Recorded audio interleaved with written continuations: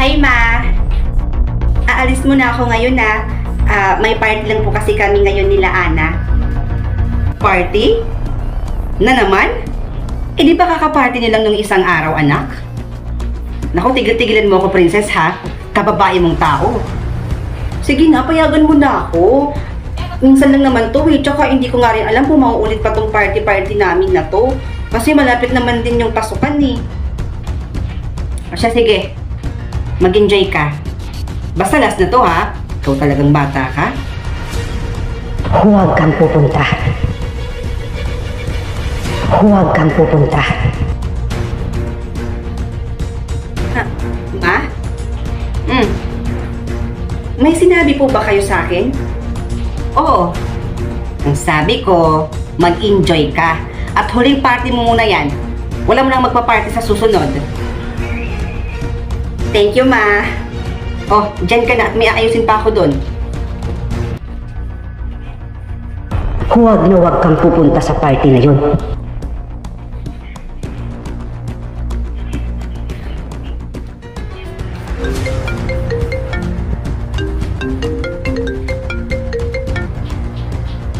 Oh, Ma.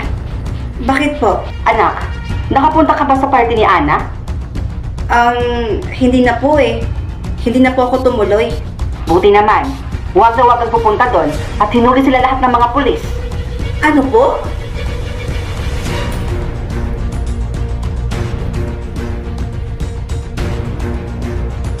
Bunso? Uy, Princess? Ate, makikisuyo lang sana ako ngayon sa'yo, Bunso. Pwede bang ikaw muna yung kumuha ng in-order kong pizza? O sige po. Basta ate, gamitin ko na lang yung sasakyan mo, ha? Ang init-init kaya sa labas. Tsaka para mas madali lang ako makarating dito at makuha yung order nyo. O siya, sige, gamitin mo na lang yung sasakyan ko para mabilis ka makarating dito at mabilis mo makuha yung in-order ko. Pero princess, mag-iingat ka sa pamamaneho, ha? Huwag po kayong mag-alala, ate. Expert kaya to sa pamamaneho.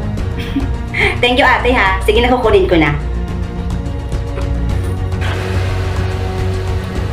Ano ba yan? Apakan mo yung brake.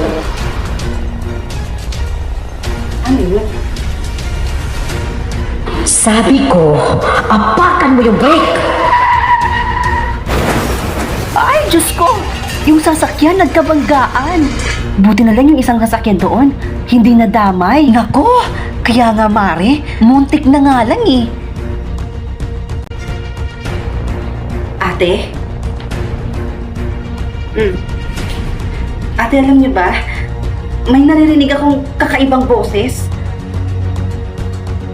Boses? Boses saan? Hindi ko kasi ma-explain kung ano to eh.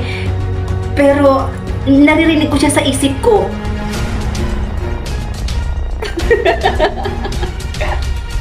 Boses? Ayan kasi, party ka ng party. Kaya ayan yung kahit ano na yung naririnig mo. Ate naman eh, maniwala ka sa akin, nagsasabi talaga ako ng totoo. May naririnig talaga akong kakaibang boses sa isip ko na para bang binabalaan ako sa mga pwede kong gawin. Diyan ka na nga, may lakad pa si ate. At magpahinga ka muna, tama na muna yung kaka-party-party mo. Kahit ano-ano na yung mga naririnig mo, oh.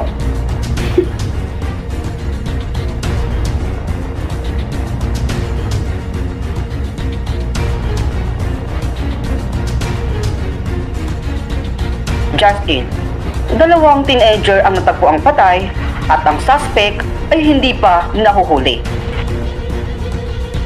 Pumunta ka sa bahay ng ate mo at buksan mo yung basement doon.